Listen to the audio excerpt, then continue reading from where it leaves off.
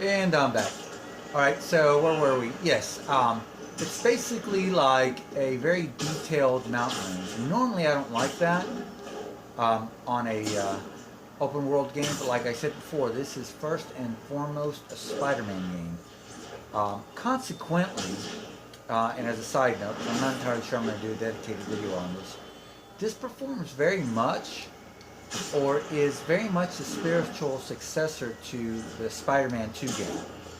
And that's a very good thing. And while that doesn't innovate from a structural standpoint on the gameplay, it does take all those elements to the nth degree, or to its maximum expression.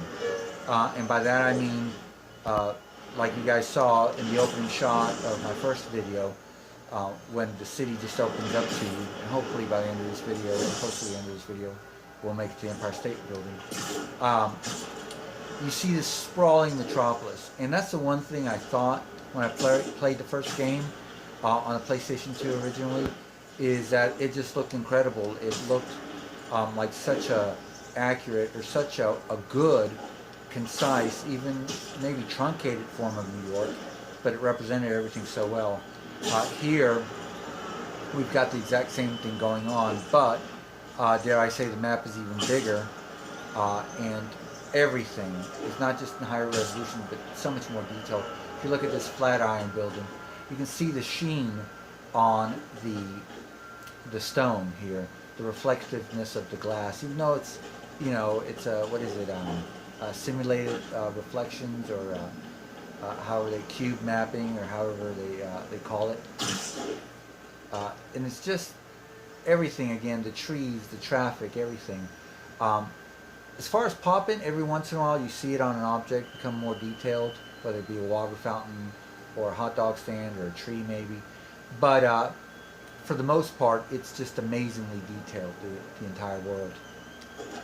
So another thing I wanted to tell or say is that if they do, and I hope that they just continue to add content to this game instead of trying to come out with a sequel, because it's basically going to be more of the same. I just don't see how they can push technology any further in this generation. We're already looking at a presentation on the ps4 Pro that I never thought possible.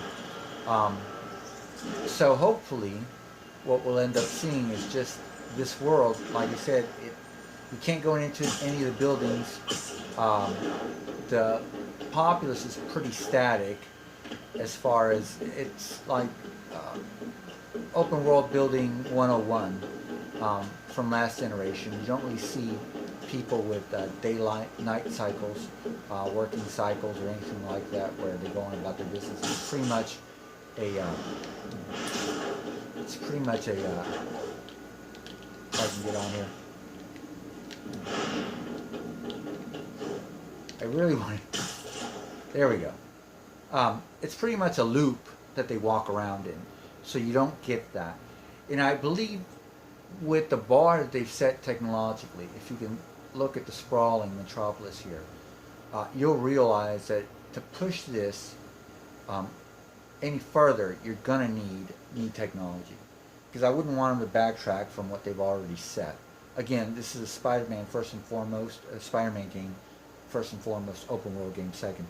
But I really would like to see them fill the life in with more story content, episodic content, like I've expressed before in other videos, and subsequently found out that that's what AC Odyssey is going to be doing. So kudos to a company like Ubisoft to keep populating a beautiful open world, hopefully with more and more content, so they can continue to feel alive, like that TV show that we can't get enough of.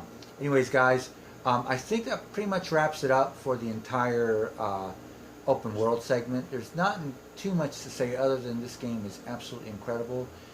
It exceeds in a lot of ways the visuals of any movies. Obviously, it's not photorealistic yet, but it really shows us the potential for storytelling, even still within this same generation. You guys, as always, please rate, comment, and subscribe, and we'll chat with you here. I think I'm finally going to do that web swinging video next one up. You guys stay tuned. Bye-bye.